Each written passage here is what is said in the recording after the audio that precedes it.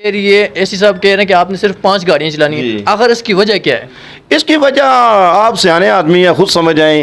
कोई सियासी तैयार हैं असा लड़ाई करने वास्ते भी तैयार हैं जे इंतजामिया साढ़े नाल जे ना सही तरीके नाल, तो कोई ऐसा बात नहीं। मैं उस खानदान ना बनाया, मैं गखर खानदान ना बनाया। कितनी रियासतां जड़ियां मैं साड़ी माड़ी नस्ल कितनी रियासतां फतह करी दी थपोती है। कोई ये गल नहीं है जे मैं इस तरीके नाल जड़ा ना रमजान को डरी जासा आ जा मुकाबले भी जे ये गल ही तो लड़ाई करने वास्ते भी तैयार है। फैसला मैं हड़ताल भी करसा, राह भी बंद करसा और लड़ाई भी करसा। बस बच्चियां ने 42 केस है एसी कढ़ाया ना थाने चो रिकॉर्ड चेक करा ना कि वो सारिया बच्चियां किस तरह दाया हुई। एसी जड़ा ये सिर्फ चंद उस माफिया ना, ये सारे टैक्स पेयर चो तनख्वाह के ना। अगर आपने हमारा चैनल अभी तक सब्सक्राइब नहीं किया तो इसे सब्सक्राइब कर लें। अस्सलाम वालेकुम, मैं हूं तैयब कश्मीर। इस वक्त मौजूद हूं डुडियाल में।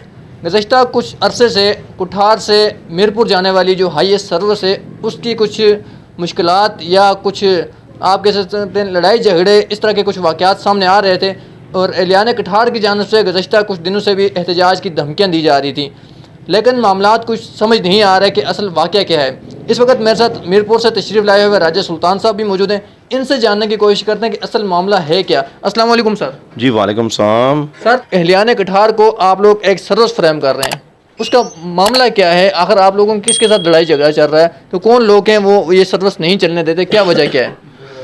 सर मामला इसका ये है कि मीरपुर से कठार के लिए पहले कोई सर्विस नहीं चल रही थी, जबकि 2 साल से मेरे पास कठार के काफ़ी लोग गए कि काफ़ी वफ़द मुझे मिले कि हमारे पास सर्विस कठार से मीरपुर डायरेक्ट नहीं है, हमारे बच्चे स्कूल जाते हैं, कुछ मुलाजमीन हैं, कॉलेज वगैरह इस तरह के मसाइल हैं हमारे।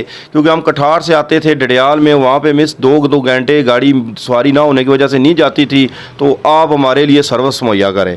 फिर हमने कुछ दोस्तों के बाद मशवरे के बाद ये सर्विस चलाई और कुछ लोग ऐसे हैं हमारे जिनको ये चीज़ हज़म नहीं हो रही। देखें यार, डडियाल का मसला है, वो डडियाल में अगर किसी के पास अड्डा है, चकसवारी में है, इस्लामगढ़ में है, हमें इससे कोई लेना देना नहीं है। हम तो कठार में जा रहे हैं ना, रास्ता यूज़ कर रहे हैं। हमने कठार में जाना है, कठार के लोगों को सर्विस देनी है, अच्छी सर्विस देनी है, ये हमारा मिशन है। आवाम को सहूलत देनी है। मैं ये कहना चाहता हूँ अपने जनाब डडियाल की इंतज़ामिया को कि आप हमारे साथ तावन करें कि जो पब्लिक को सहूलत दें, कि पब्लिक को अच्छी से अच्छी सर्विस दें। हमारी बेटियां, बहनें, भाई, बुज़ुर्ग जो लोग नहीं अपनी गाड़ी इस्तेमाल कर सकते, जो लोग इतनी ताकत नहीं रखते अपनी गाड़ियां इस्तेमाल करने के, तो उन्हें अच्छी से अच्छी सहूलत दी जाए और हम दे रहे हैं। और कुछ लोग ऐसे हैं जिनको ये चीज़ हज़म नहीं हो रही। अगर वो हज़म ना करने की वजह कि वो कह रहे हैं कि डडियाल में इनके पास उनके पास भी सिर्फ डडियाल की मंजूरी है। उन्हें वो बताएं ना हमें कि कठार को उन्हें क्या प्रॉब्लम है, कठार उनके पास कौन सी मंजूरी है।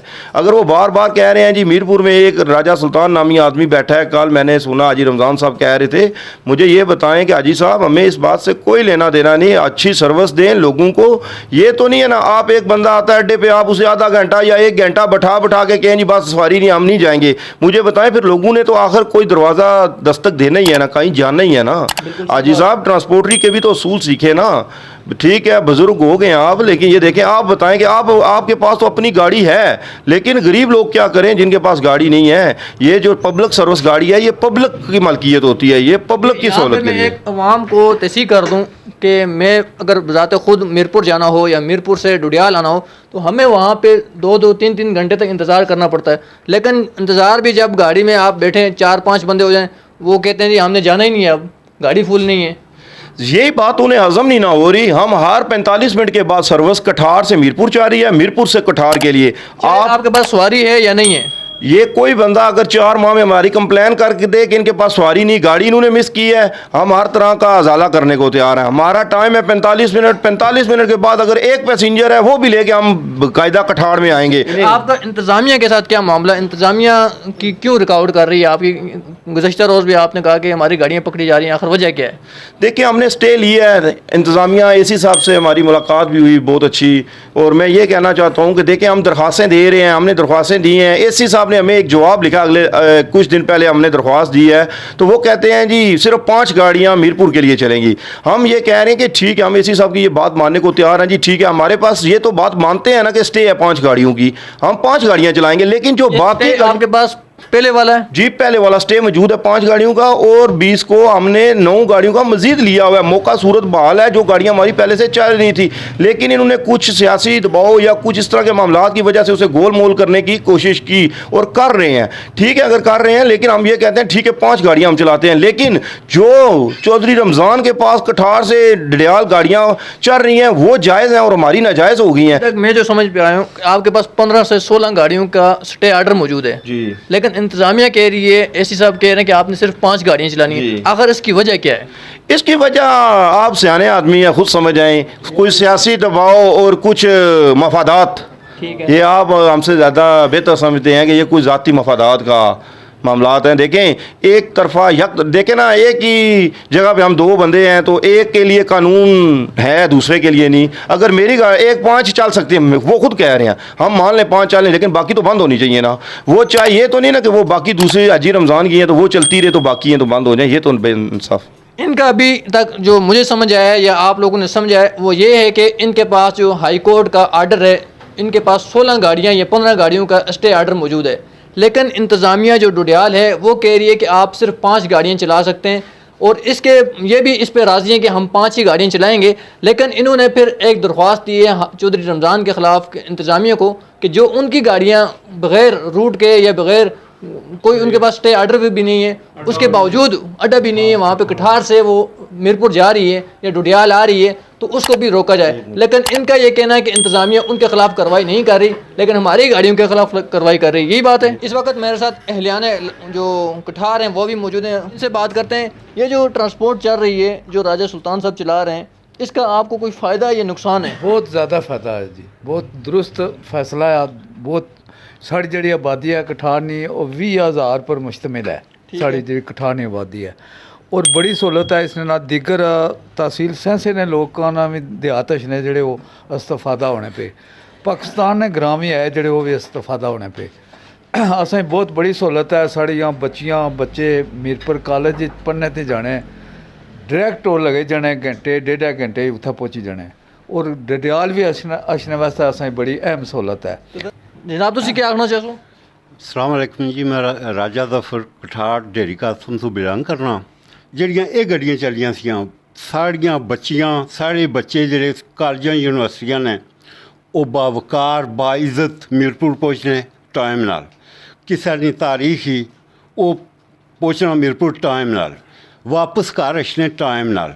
ਤੇ ਏਸੀ ਇਹ ਬਾਰ ਜਿਹੜਾ ਨਾ ਡੀਸੀ ਸਾਹਿਬ ਨਾਲ ਆਰਡਰ ਵੀ ਉਹ ਰਿਜੈਕਟ ਕਰਨਾ, ਹਾਈ ਕੋਰਟ ਨਾਲ ਆਰਡਰ ਵੀ ਉਹ ਰਿਜੈਕਟ ਕਰਨਾ। ਅਸੀਂ ਰਿਕੁਐਸਟ ਕਰਨੇ ਆ कि इस चीज़ा को नोटिस किया जाए, इस माफिया के खिलाफ कार्रवाई होनी चाहिए और सारी ट्रांसपोर्ट ये चलनी चाहिए। इसमें बहुत बड़ी असांगी सहूलत है। मैं तुसें अर्ज करा कि साढ़े बच्चियां ने 42 केस है, असी कढ़ाया ना थाने चो रिकॉर्ड चेक करा ना कि वो सारिया बच्चियां किस तरह आया हुई, वाहिद ट्रांसपोर्ट की वजह तो कठार तो मीरपुर जिस जाना वो जनाब इतना अड्डे लई ओड़िया, 2 घंटे इतना इंतजार किया, उस बाद असें बच्ची कोई नहीं लभी।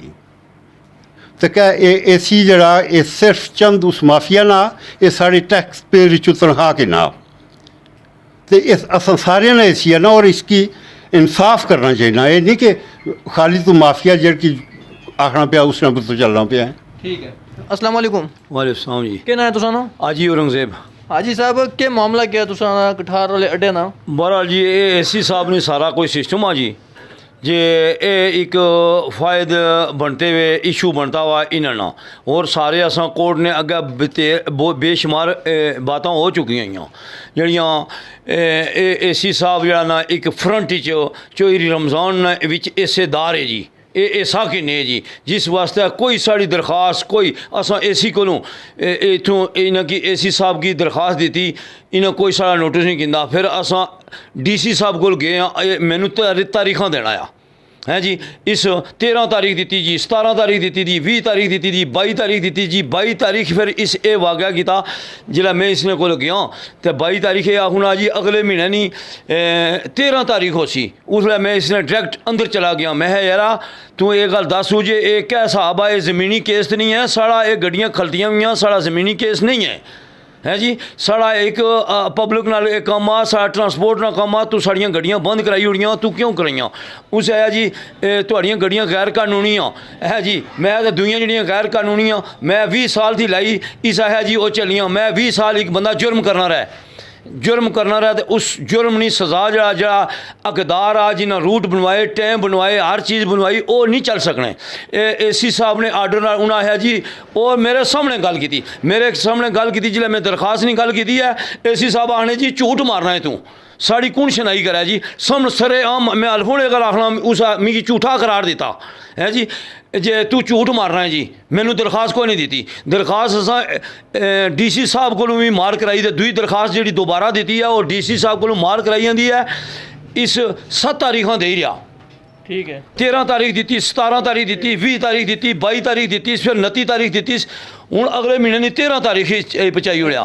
कोई ये लगना है कि ऐसी जो डुडियाल है वो कोई सियासी पुष्ट सियासी कह जे बिल्कुल उन्होंने नमिंदा आ उन्होंने बंदा आ उन्होंने करकुन आ है मैं उसकी खुद आखिया जी मैं घुमती सतह पर तुसा ना ये कम करो ये आवाम सारे नहीं होनी है कि ना जरा मैं बार बार मुसफराबाद ही पोता 16 गड्डियां ना असा आर्डर की नहीं तो आए हैं इस वो गल नहीं रखी हाई कोर्ट ने इस फैसला नहीं मनिया इस सुप्रीम कोर्ट ने जियां फैसला नहीं मनना तो ये गल दसो साढ़े इन्होंने गरीबों ने कौन मनना है इन्होंने गरीबों ने नहीं मनी सकना फिर ये गल दसो वो किहड़े कानून चकसवारी दी जड़ियां निकली जानियां वो भी डक्का ना जगीरदार जिहड़ी नाड़ सी आनियां वो भी डक्का ना जड़ियां जराई दी अछनियां वो भी गड्डियां डक्का ना जड़ियां स्याख दी जड़ी अछनियां खारियां जानियां वो भी डक्का उन्होंने कोल पैसे कि ना तो साढ़े जो कठार सी लोग जो गरीब लोग जाने उन्होंने को इस केड़ा तरीका रखा जी इस केड़ा तरीका रखा वो नहीं जाई सकनियां क्या वजह असा कोई क्या गल असा हर तरीके नाल तैयार हाँ असा लड़ाई करने वास्ते भी तैयार हाँ जे इंतजामिया साढ़े नाल जे ना सही तरीके नाल तो कोई ऐसा बात नहीं मैं उस खानदान ना बंदा हाँ मैं गखर खानदान ना बंदा हाँ कितनियां रियासतां जड़ियां मैं साड़ी माड़ी नस्ल कितनियां रियासतां फतह करी दी थप होती है कोई ये गल नहीं है जे मैं इस तरीके नाल जड़ा ना चुई रमजान को डरी जासा आ जा मुकाबले भी जे ये गल ही तो लड़ाई करने वास्ते भी तैयार हैं असा पहले इंतजामिया की ये गल करना चाहते हैं जे तुसा इस बार ने नोटिस की नो नहीं तो मेरे को फोर्स इतनी थी है AC साहब ये जेडे ये गल बहुत अगर फ्रंट ही चाहे वे ये किहड़े हिसाब नाल फ्रंट ही चाहे ये गल दसो सारी दुनिया आस्ते तुसा तुहाडे आस्ते पूरी तहसील एक होनी चाहिए है ये जरा परसों वाकया होया सी नहीं तो मैं इस इंतजामिया नहीं वजह थी इंतजामिया बार बार है ऐसा नोटिफिकेशन नहीं तो ये ता फैसला मैं हड़ताल भी कर सा राह भी बंद कर सा और लड़ाई भी कर सा बस